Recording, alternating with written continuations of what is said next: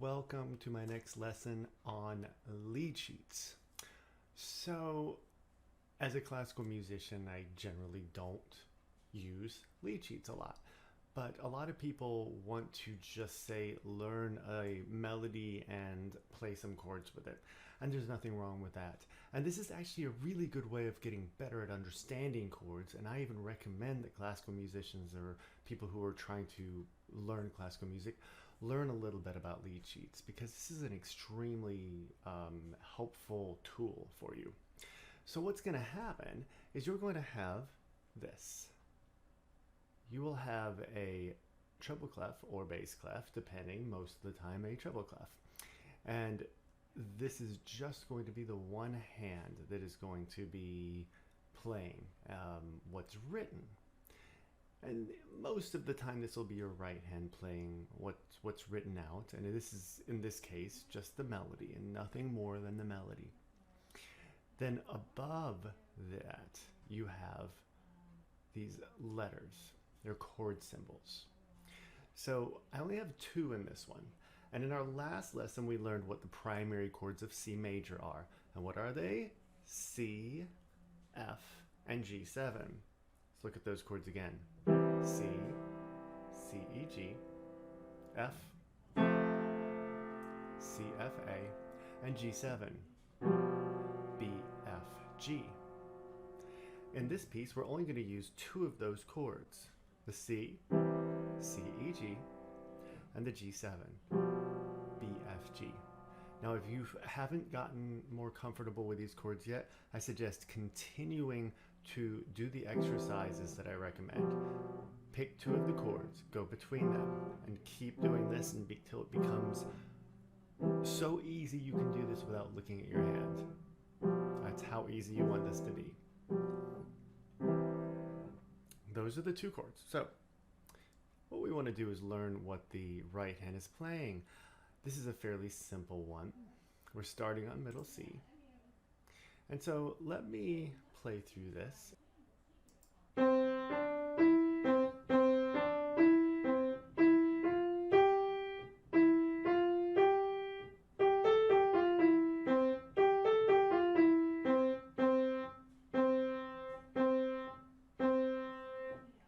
All right, now you get that. Now you might be wondering where the extra melody note is here at the end. Don't worry, it's there. It's in the left-hand chord. So let me let you hear what it sounds like if I play both hands together, if I just play these blocked chords. So I'm going to do is I play C, G7, C, C, G7, C, and that's every single measure. Just keep playing the same thing.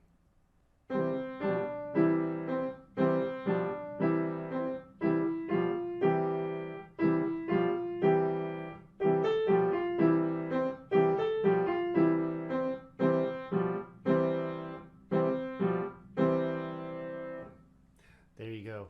And what we're going to do is talk about now what you can do with these chord symbols if you have more time to work with them.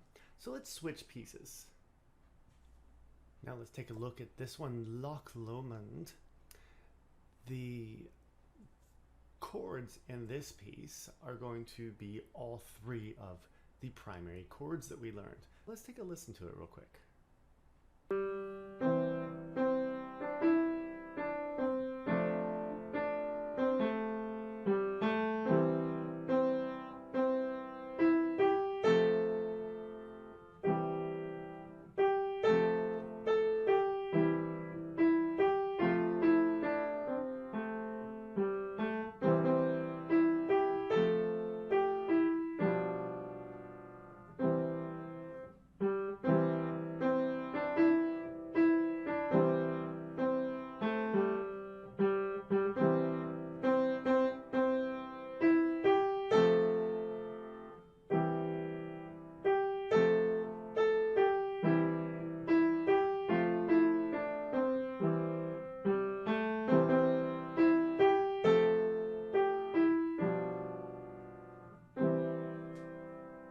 Something you may have noticed is when I got to the G, I kind of didn't play it, just because I want to keep this as simple as possible for you.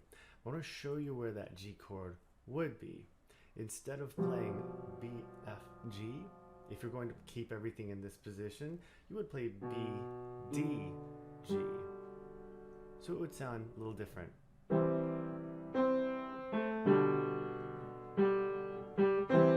Instead of either one works. I just kind of like the more pleasant sound of the G chord for that one. Let's talk about what a broken chord is.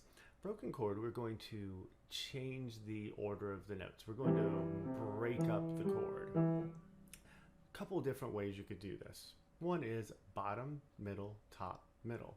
That's what I like to call this. It's an easier way to remember it at this level here.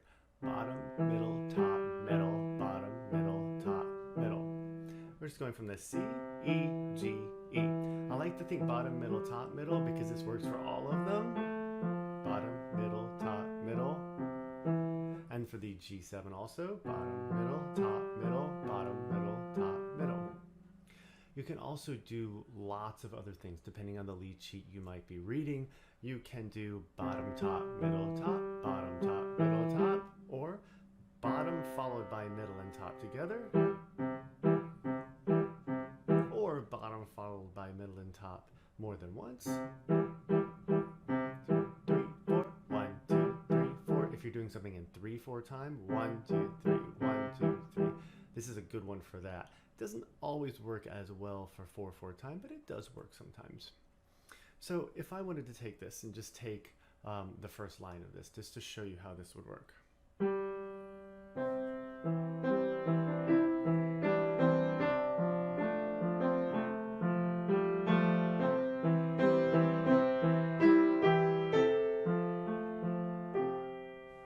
Now you'll notice sometimes I had to leave out some notes because they're getting in the way of each other. So what I like to do is just gradually move things down, or something like this.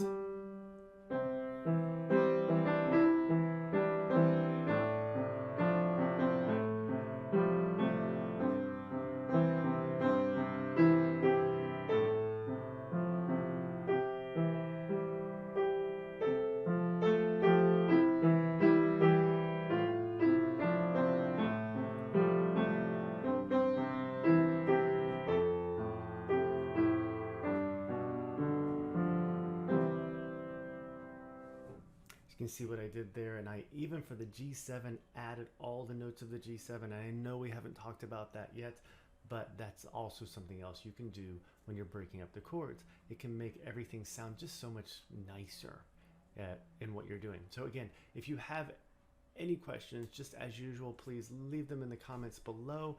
I'd be happy to answer any questions you might have. And if you'd like to see more lead sheets, let me know.